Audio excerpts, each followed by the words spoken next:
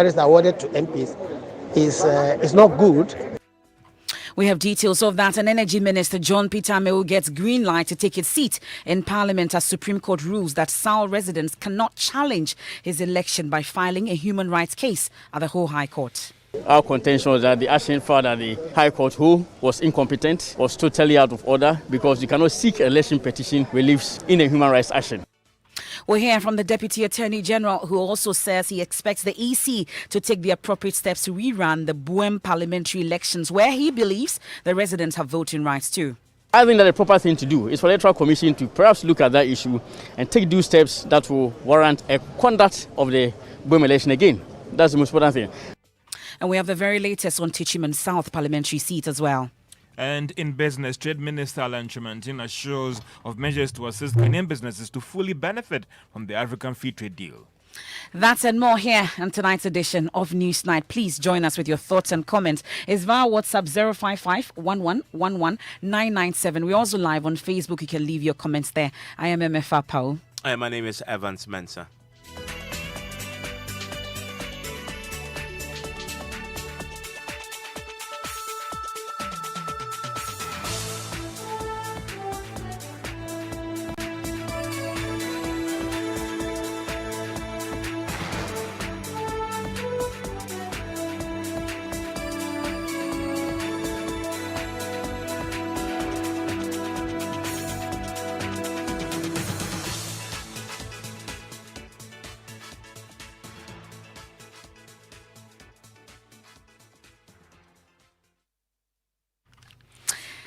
And of course, you can join us with your views and comments on the show. And tonight, of course, Emefa, there's breaking news from the NDC. Yesterday we heard from the MPP. Tonight, there is some certainty from the front of the opposition party when it comes to the leadership of the House. Mm-hmm. But I guess the top liner is the fact that they have decided now to also propose a speaker nominee for the 8th Parliament, and this person is Alban Babing has been confirmed in this meeting. And of course, this has implications. We remember what happened previously when the NDC side decided to support Peter Alajete as their nominee. So it means that they are not going to get the second speaker position. But this conversation, I'm sure once the NDC releases the final list, we'll get that. But we're also told that they want to be referred to as the majority side in the House and not minority. In fact, Parker Wilson, who covered the Executive Council meeting that just ended, says the instruction had gone out from the party to its members in Parliament that they should describe themselves as majority side in the House, because the MPP side is also insisting that they are majority. Now, the second main decision is that they are maintaining the leadership that they have from this current 7th Parliament. So Harun Idrisu stays? Yes, Harun Idrisu staying. James Kluti Aveji. Aveji saying, Harun Idrisu staying as a minority leader. Mm-hmm. James Aveji staying as the deputy.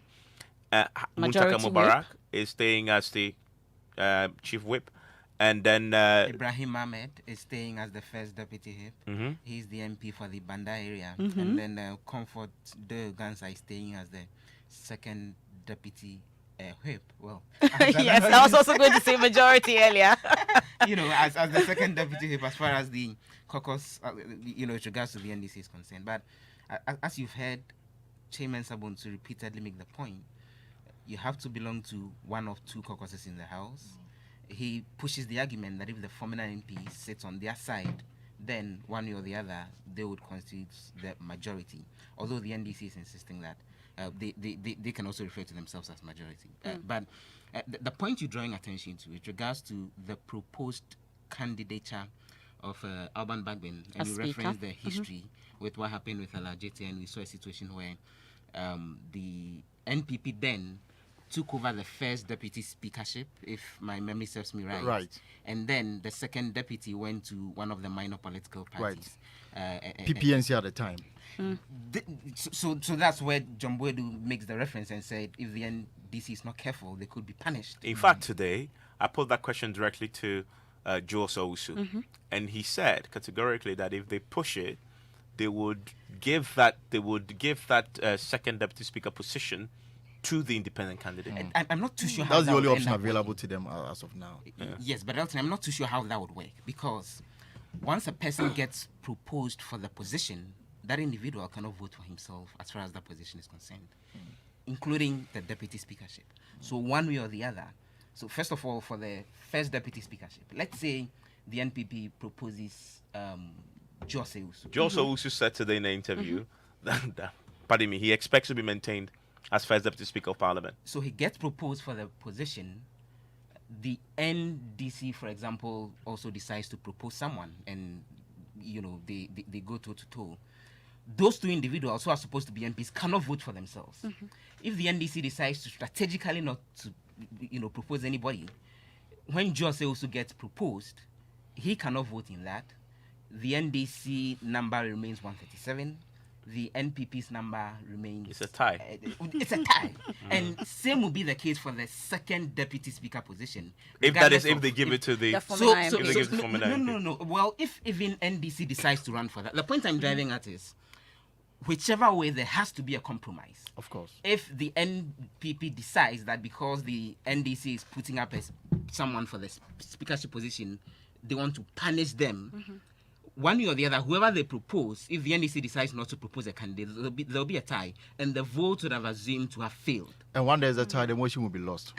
Precisely. And then they'd have So to then we'll go at it how many times? There's nothing. I mean, there's nothing that happens. 137 will not change. So essentially, the point I'm driving at is, there will be zero room, most likely, for punishment as far as anyone is Of course. concerned. They probably just have to come to a consensus and say, whichever way takes the first deputy position, let me take the second. Let's bring in Elton on this. My reading of this is that I think they still have some hours to do more talk.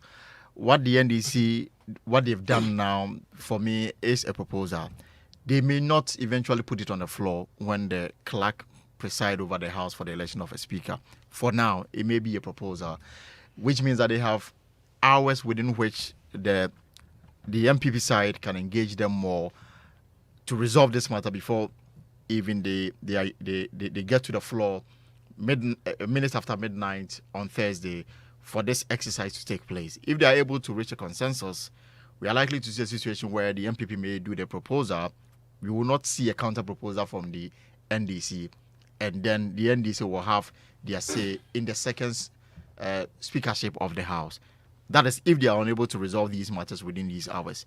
If they are unable to do so, then we should get ourselves ready for a long night in Parliament, maybe running into 10 a.m., the stipulated time for the inauguration of the president. Because if they are unable to reach a consensus on this, what you rightly said, for the second deputy speaker of Parliament, it will be a difficult process to get somebody to be in that position. Even now, what I'm hearing is that who is going to occupy the seating position on the left or the right when you have 137. And what are you picking up on that? Because the NDC is holding themselves as party in the majority. In Parliament, the majority side sit on the right side of the speaker, the minority on the left side. We have an independent who's going to sit in the middle. If you decide that I want to do business with the majority, eventually in terms of the seating arrangement, that may even come down to voting to determine who gets the right side or who gets the left side. So clearly, and Joseph's point also is even more complex if you look at the constitutional provision around. The Constitution at Article 96 says there shall be two deputy speakers of Parliament, who shall be elected by the members of Parliament from among members of Parliament. What it means is that the two deputies, must definitely be members of Parliament. Should come from Parliament. What it means is that it's either coming from the NDC, MPP, or the from the independent. Now, as Gakpo has said, any of these individuals, any, whether MPP or NDC, once you put somebody there, the person can vote for himself. Yeah. So whatever you do, there will be a tie. It'll be 137. So it looks like if it boils down MPP to talk. insists on taking on two, they put their Jose Usu, as he said he wants to be maintained, he can vote for himself. So that goes down to 137, as you said, and the motion has failed. And so they must necessarily have a compromise choice. Because what I'm picking is in which case, there's no voting. There's no voting. In which case, there's no voting. Yes, so then they agree and say that when one side proposes for one position or the other, then the other side will then contest. And then there's the yeah, no, and then everyone goes there. I you know what I actually foresee? I foresee this going on to the point where it actually affects the inauguration. Of course. Because if it's because the second you must have 2 deputies in that position at all costs, because other than that, constitution provision hasn't been fulfilled, because it says there shall be 2.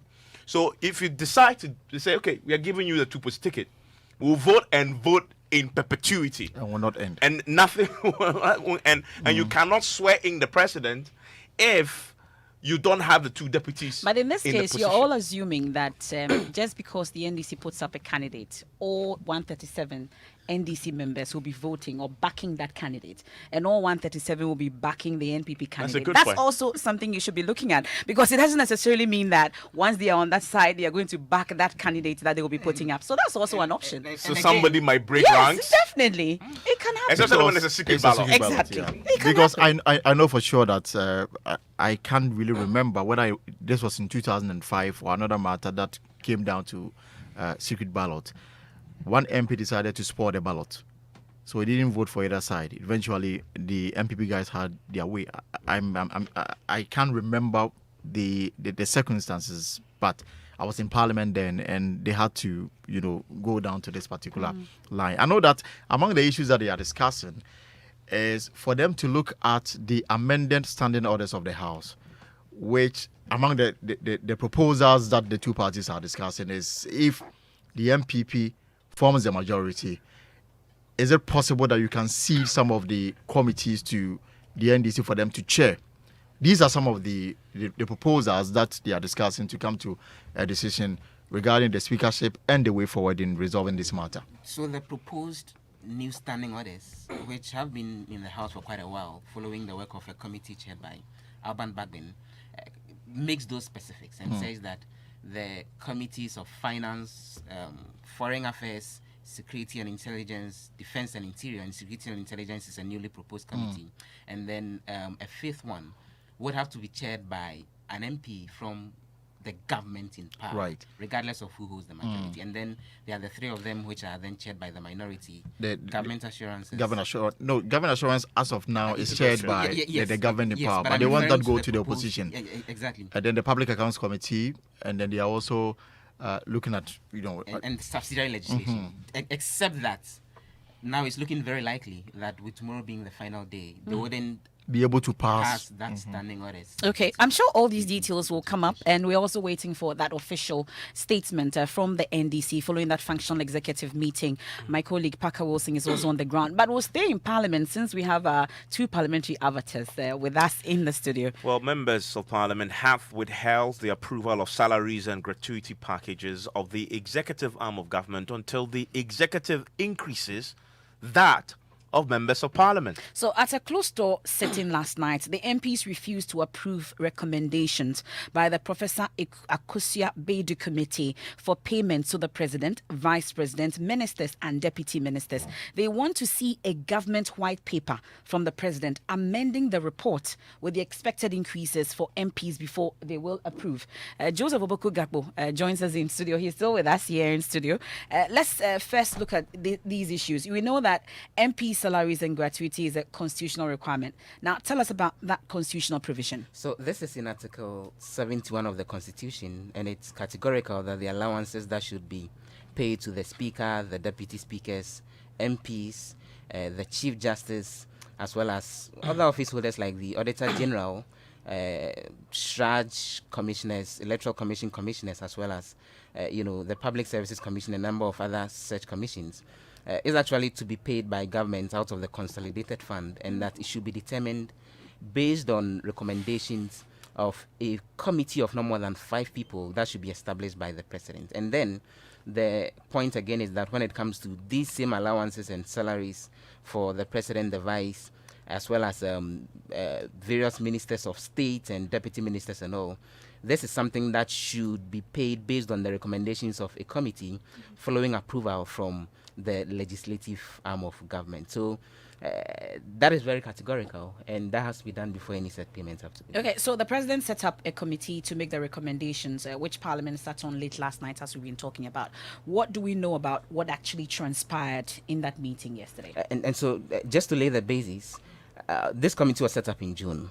Now, what usually has happened since 1992 is that instead of the salaries and the emolument and the allowances being set out even before the MPs begin work, it actually gets set out after the MPs are done with their work. So when it comes to this parliament and the current president and the ministers, their salaries and all and whatever will be their gratuity is now being determined now that they are done with their work. So what happens is that they live on the salaries of the parliament that ended before them, or what was recommended by the committee before this particular executive or legislature, and then they receive that until the end of the term, and based on the new recommendations, they don't receive just their gratuity, but then as well they receive their back pay.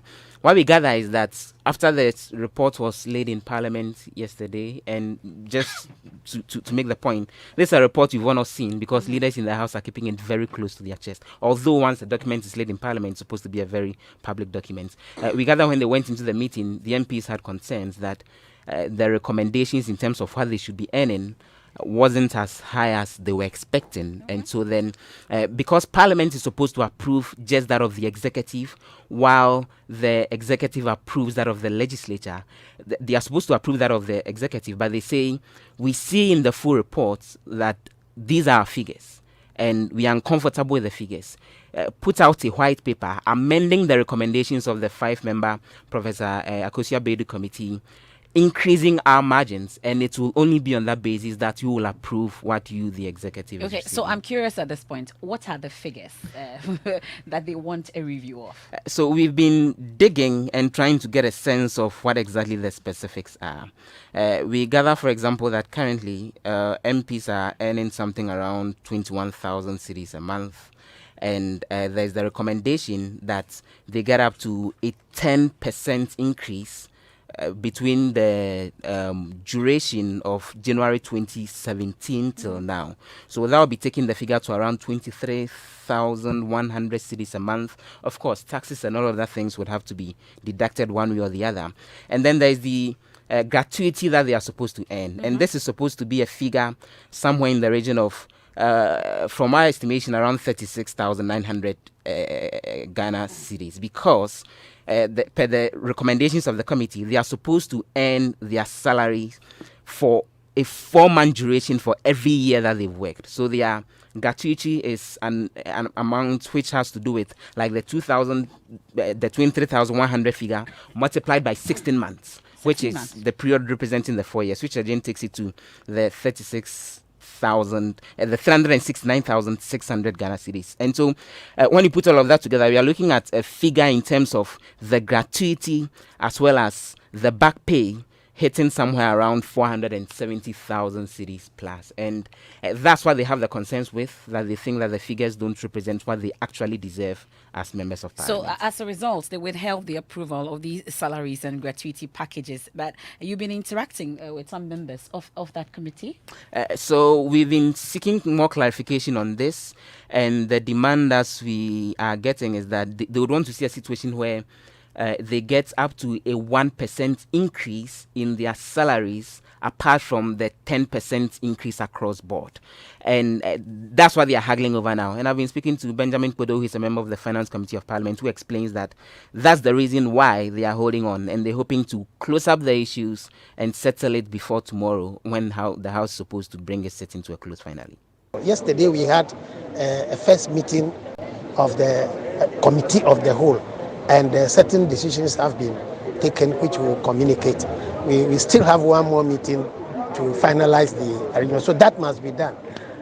For the loan, yes. We are told the House couldn't come to a consensus on approving that of the executive because you had challenges with your own emoluments as MPs General. That's true, because we have to satisfy both ends of the divide.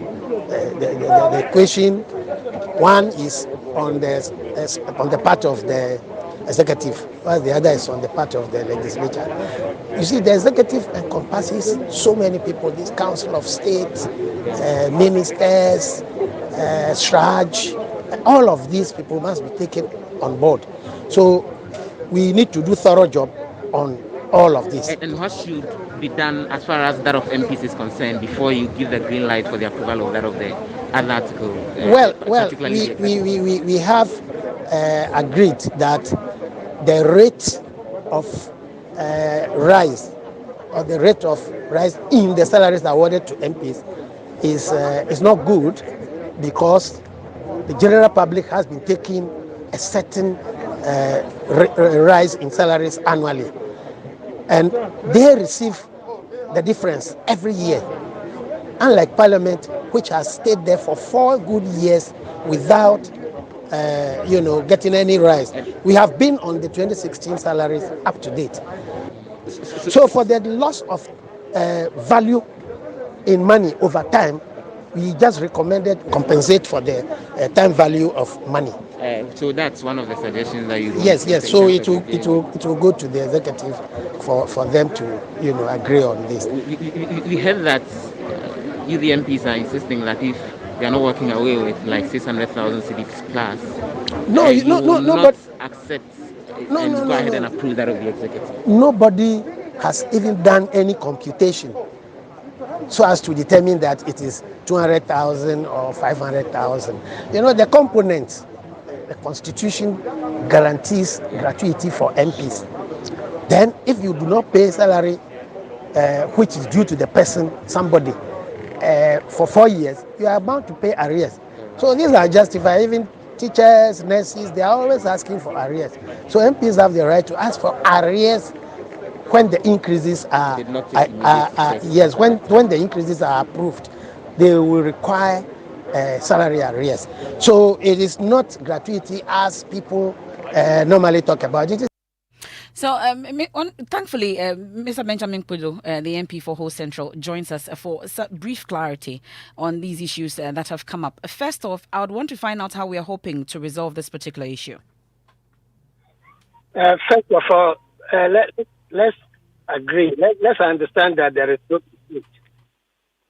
Hello? I didn't get that part. Let's understand what? There is no dispute. Okay. It is just a normal process which we are following. That President set up a committee which does a report, all recommendations regarding salary and facilities of privileges allowable to Article 71 office. So it is in that regard that when the committee report comes, the executive is expected to approve for the legislature is considered to approve for the executive. So that's what we are doing. The report came only 2 days ago, Italy.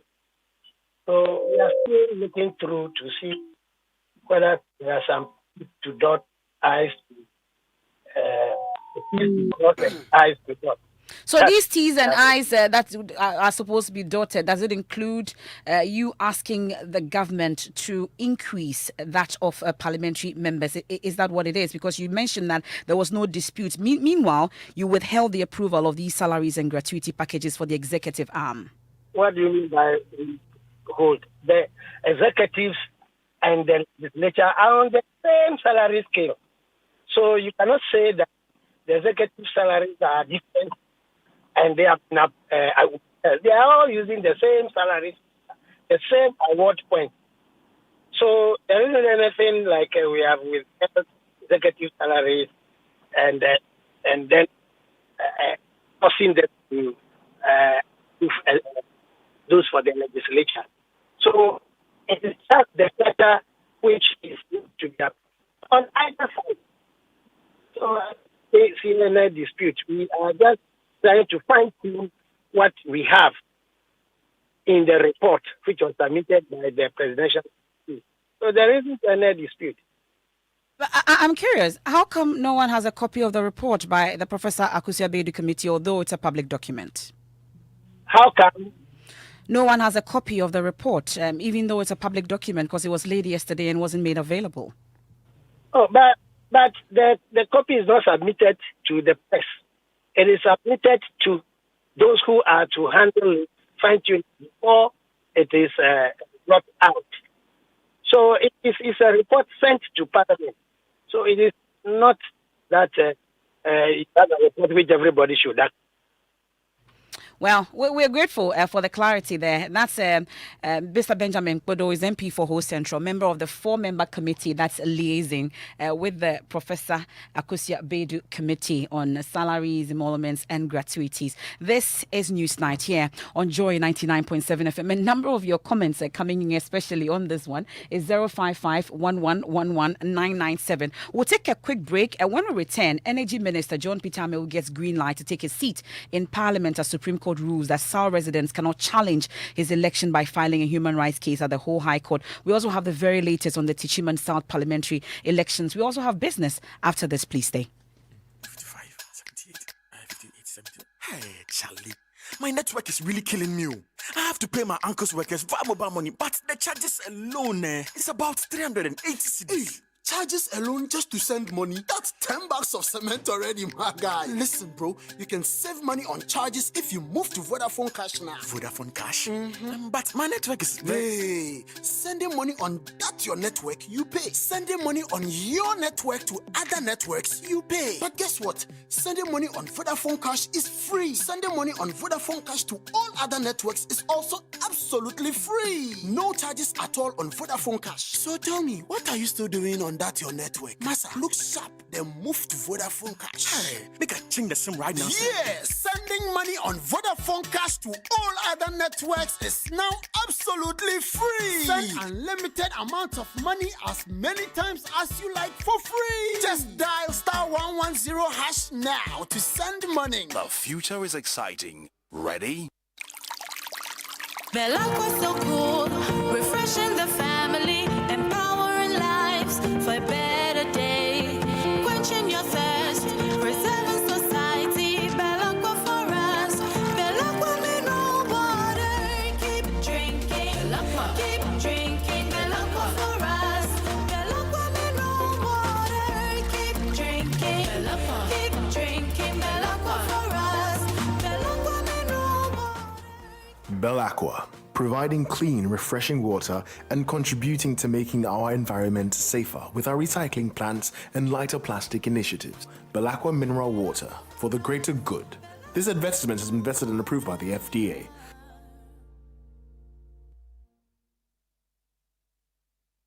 What would you do with 50 gigabytes free data?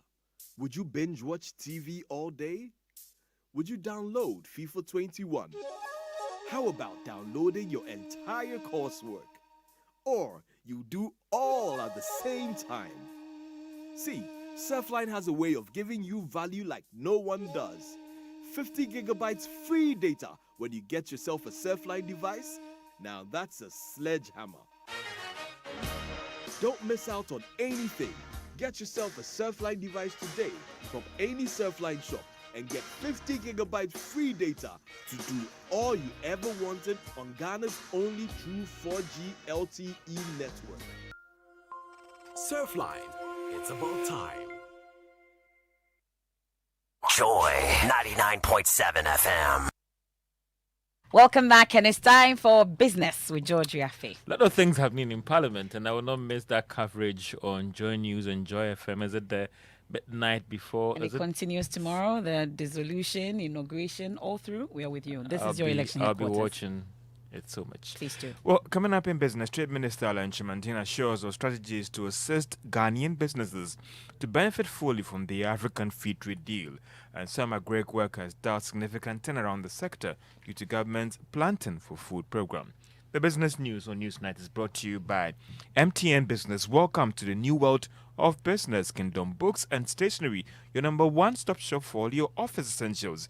And First National Bank, we are the bank that understands your business. First National Bank, how can we help you? Let's now settle for the details.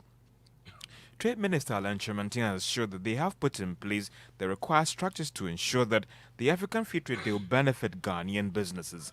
The assurance follows concerns that enough has not been done to ensure that local businesses benefit fully from the pact. By speaking at the forum to aid the start of the trading platform for this whole agreement, the minister said there's no cause for alarm.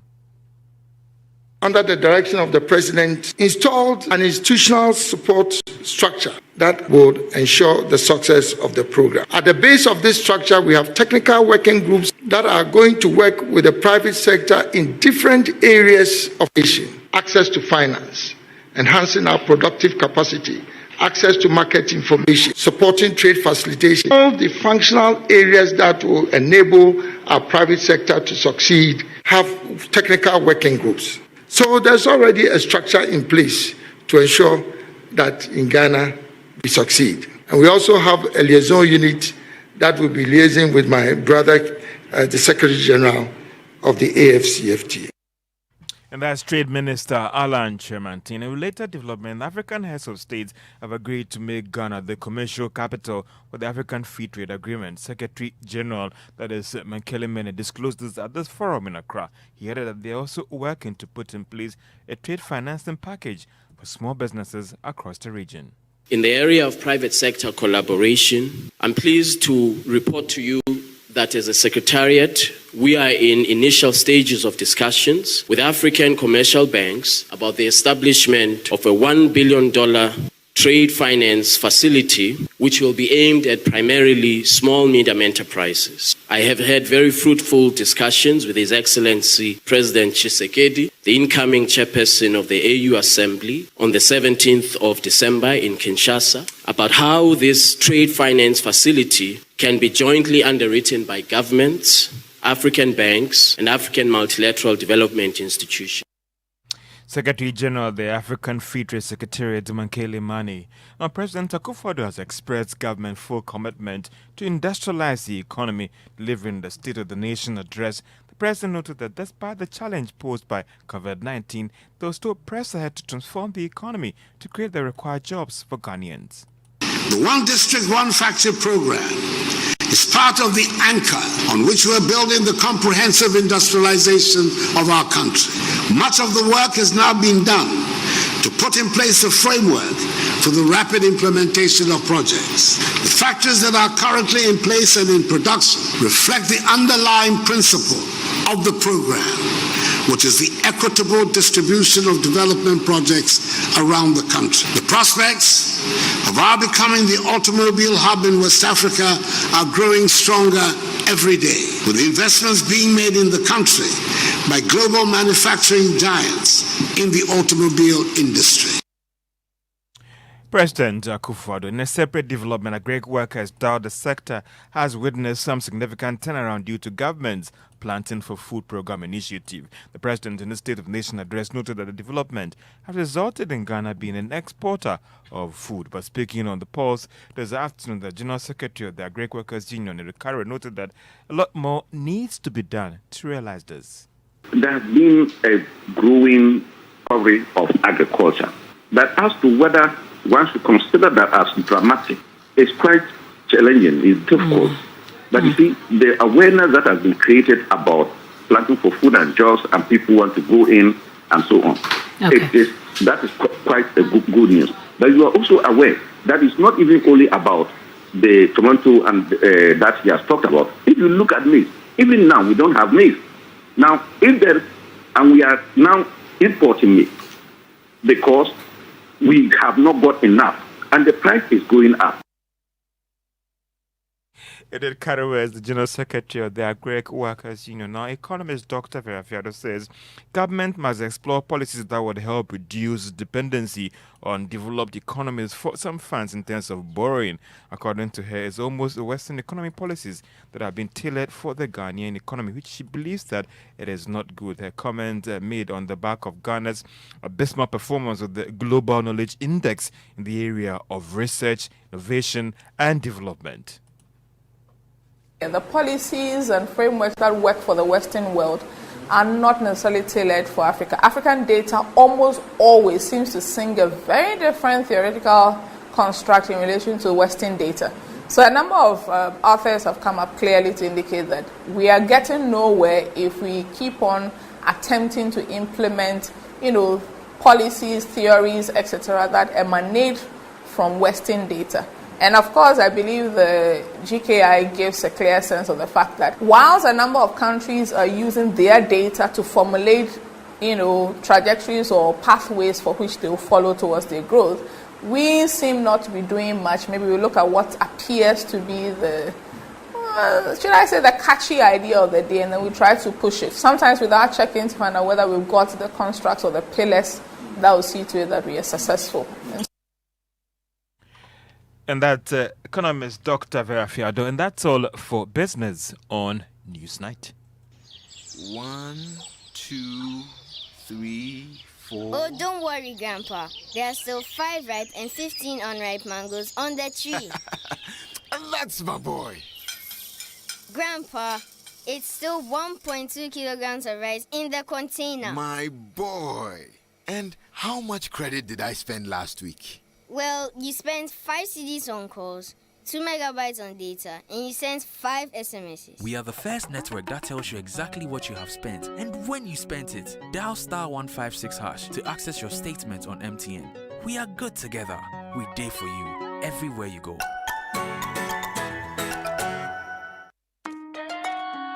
Son, we are so proud of you for setting up this hospital. I really love those hospital beds and waiting chairs. By the way, did you import them? No, Dad, I didn't. I actually got them from Kindle Books and Stationery right here in Ghana. Wow. We also bought our office supplies, safes, executive desks and chairs from Kingdom, and they gave us expert advice on how to set up our office. Guys, that makes 3 of us. I also got our sofa and bedroom sets, plus our dining hall furniture for our new home from Kingdom. Wow, Mom, that makes 4 of us. I usually get my stationery items from Kingdom, and my teacher also mentioned that our classroom furniture was provided by Kingdom. So there you have it. Whenever you're thinking about setting up an office or acquiring furniture for your home, etc., Kingdom Books and Stationery should be your first point of call. With over 40 years experience in the industry, we stock and supply a wide variety of globally sourced office and home furniture, stationery and equipment. Visit our head office, Osu Akwaje, or our office near the Osu Stadium. We're also in Tema Community 1, opposite Olam SHS, Kumasi KNUST campus, UCC Cape Coast, and now at the Marina Mall, Airport City. Or call us 0302 764101, 764209, or 762792. Visit our website www.kingdomgh.com. Thanks for staying with us. This is Joy 99.7 FM Newsnight. Let's take some of your messages now. Evans, a number of messages coming in via our WhatsApp platform. And this one from Michael Oting in Achimota says, it seems you guys are missing something. Don't forget, anytime NDC puts a candidate forward, their number reduces to 136. Since that person cannot vote, the NPP will have the 137 after putting a candidate forward. That's all things being equal. NDC will always be at the losing end. And Elting, there's a development on this particular issue because we've been talking about it earlier. So there's been a precedent, and what my information is that elected MPs, all of them, they have voting rights. Okay. So out of the elected MPs, is if one is chosen for the position of first deputy or second deputy speaker, they will vote. They can vote for themselves. Can vote. Yeah, and there's been a precedent in 2005. Malik Al Hassan voted, and he won against Ken Jassa. So, okay. I mean, that standing order is still the one they are using now. So, until there's a change, they will vote. Michael Oting, Nachimota, that's a response to your message there. We have one from Keku Jusu Besiase. And it says, in terms of end-of-service benefits and other personal emoluments, both the majority and the minority speak with one voice. Some later stir rebellion, and the poor and vulnerable will follow them. That's the age-old conversation that it comes each time ex gratia emerges. This one from Papa Ansa says, please, MPP and NDC should stop that majority thing. That won't bring food to our tables, but rather bring out policies that will make Ghana better. Citizens need jobs, not political jobs. And we have one from Foster Amenuvi in Tamale. Says it's amazing how MPs, the president and his appointees, as well as Article 71 office holders, can be paid 4 years arrears, but government workers are entitled to only 3 months arrears if government owes them more than 3 months. A number of your messages, we'll go through more, but let's go on to, because the messages that are already talking about the issues in court, the legal matters that are played out today. And we'll go on to that one at this point because the Energy Minister, John Peter Apawu, pending any fresh court order, will take his seat in Parliament on January 7 as Hohwe MP. Well, the Supreme Court today granted the Attorney General's request by ruling that the whole High Court erred when it granted an injunction against gazetting of Ms. Apawu as MP-elect, residents of Central Kofi, Apawu, Lolobi, and Likpe had called for a rerun of the Hoho election, saying they were not allowed to vote. Now, the AG took the matter to the Apex Court, asking that it intervenes and set aside an injunction against the gazetting of Minister, as the Energy Minister, as MP-elect. Court correspondent Joseph Akable joins us with more on this particular issue. Now, what more reasons did the court give for its decision, Joseph? And so the court did indicate that Mr. Amewu simply put himself up to be voted for as Hoho MP. He didn't conduct himself in any way that resulted in some individuals not being allowed to vote. And so if he has won an election and you feel that you want to challenge the validity of that election, the appropriate step to take is to go to the High Court and file for an election petition challenging his election. On the other hand, if you have human rights issue, then you should also file for the human rights issue at the High Court, making the claim that your rights have been breached, and not to request for reliefs that can only be granted under an election petition case. And so that is how the court arrived at the conclusion that it was wrong on the part of the SAL individuals to take the matter to the High Court and put it in such a manner as a human right, yet asking for reliefs. And so it proceeded to, one, set aside the reliefs that is currently pending at the High Court that relates to Mr. Amewu's election. On the injunction, it opted not to set it aside for two reasons. The first is that, one, at the time the injunction was actually issued, Mr. Amewu had already been gazetted as the MP-elect, and so it was not even going to take any effect. Number two is that even with regards to that, it was to last for 10 days and has already elapsed, and so it was also not something that the court can actually quash since it's no longer in force, aside from the fact that it was actually given in error. Okay. And what happens to the Seoul residents themselves? And so as it stands, they still have a pending case at the whole High Court relating to their rights that they say has been breached for not being allowed to vote in this particular parliamentary election. And you've been speaking to the Deputy Attorney General. What did he say about the outcome? He is satisfied with the decision from the court and says that it is a step in the right direction. We're happy that justice has been served. Right from the outset, our contention was that the action filed at the High Court, who was incompetent, was totally out of order, because you cannot seek election petition reliefs in a human rights action. And today, the court has held to the same effect, that was unjustified for them to have commenced an election petition and characterize him as a human rights action. So we're very grateful. And I think that it's also important for me to place on record certain misconceptions and misperceptions that have been made about the intervention of the Attorney General in this matter. And that is clearly because the Attorney General was sued. The Attorney General was a party to the High Court proceedings at home.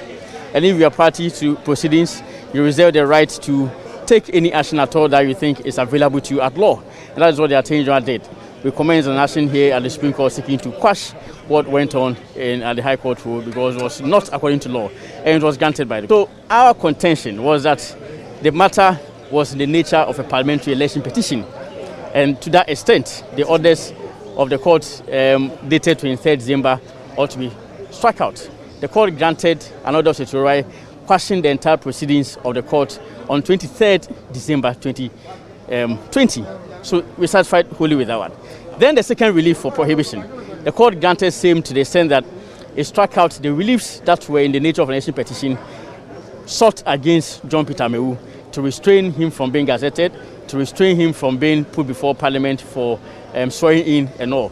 That have been totally struck out by the court. And that's essentially what we thought would be justice in the circumstances. We are happy and very much satisfied with the orders made by the court today. Well, Mr. Dami, during the legal arguments, told the court he believes the Seoul residents should vote in Boem. We understand he says he expects the EC to take some action on this. Yes, he actually holds the view that they need to take steps to rerun the elections at Boem. We can listen to him. The Boem issue, for me, is a simple and straightforward one. As far as I'm concerned, to the extent that CIA 128 had placed the people of Central Kofi, Apawu, Likpe, and Lolobi under Boem, it resolves the issue. I think the consequence to all of this is that the Boem election, if you ask me, yes, for me, was improperly conducted to the extent that it excluded the people of Central Kofi, Apawu, Lolobi, and Likpe.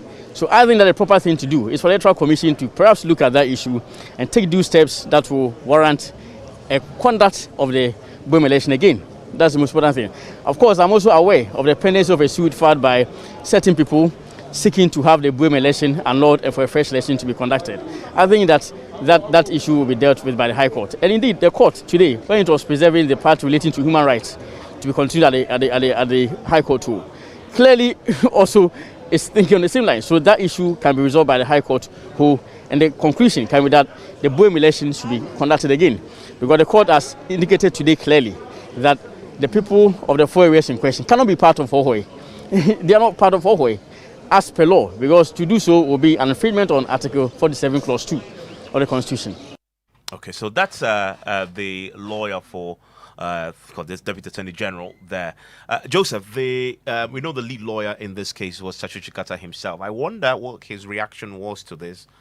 He was present in court. In fact, today he appeared alone. And as he normally does, when he's asked to introduce himself, he doesn't mention his name.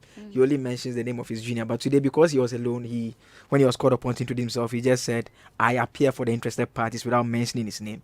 The bit about his reaction, when the court delivered the decision, he did not move. He was sitting down. Ordinarily, you have to stand up and acknowledge. Then the judges had to prompt him that our lecturer, we are done. Do you have anything to say? Then he stood up and said that. They actually addressed him as our lecturer? Yes, in fact, this is the second time during the course of this particular case that they've all admitted that he taught all 5 judges who heard this particular case. And so they asked him that, our lecturer, we are done with the case. I mean, you can acknowledge it. And he said, as the court pleases. And afterwards, the judges actually said that, I mean, he taught them the law, but there are times that they also have to do their work.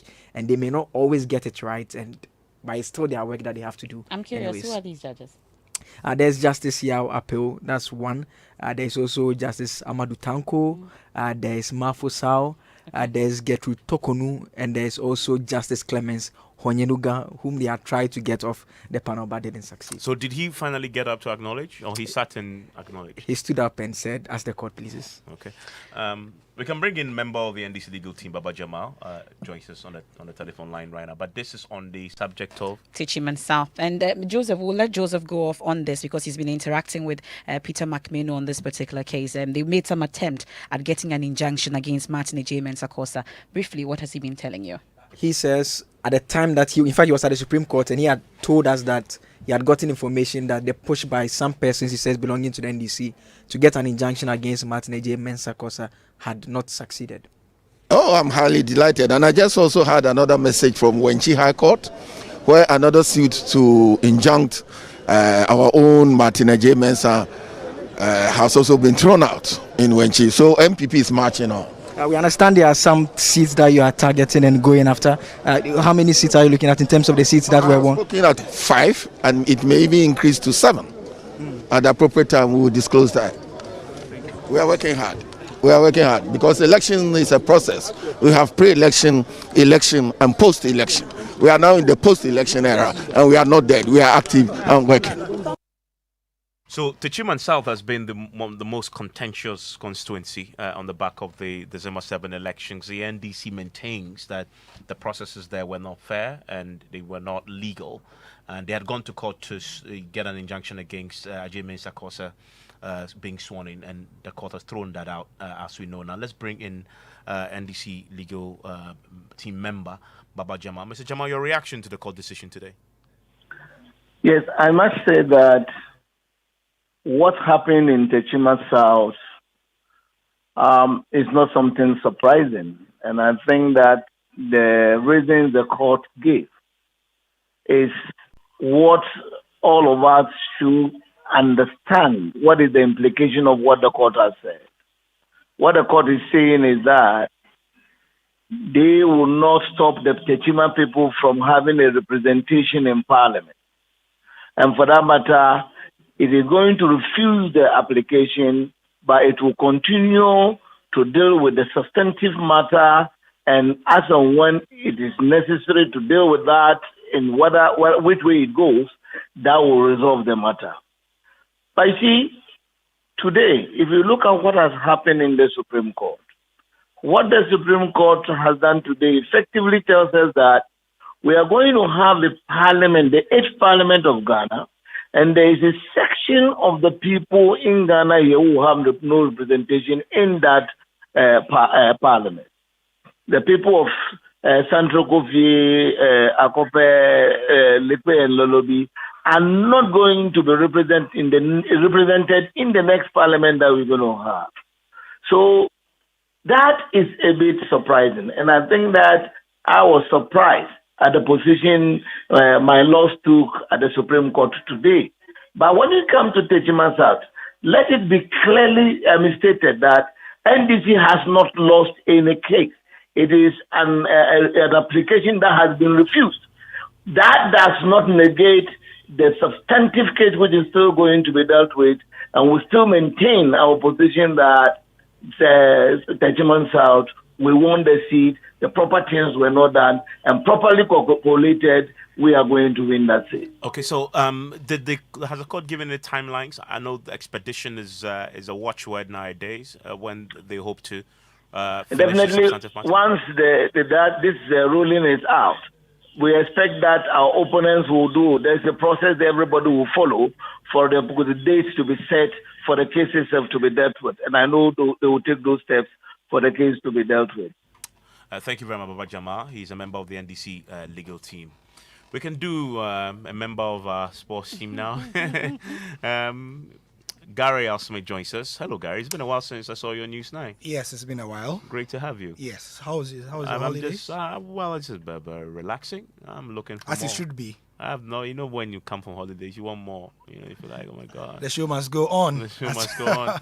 Anyway, for the last 10 months or so, football has been played behind closed doors in Ghana. And today, the Sports Ministry has let us know that henceforth from the next match day, that will come to an end because 25% of stadium capacity will be allowed.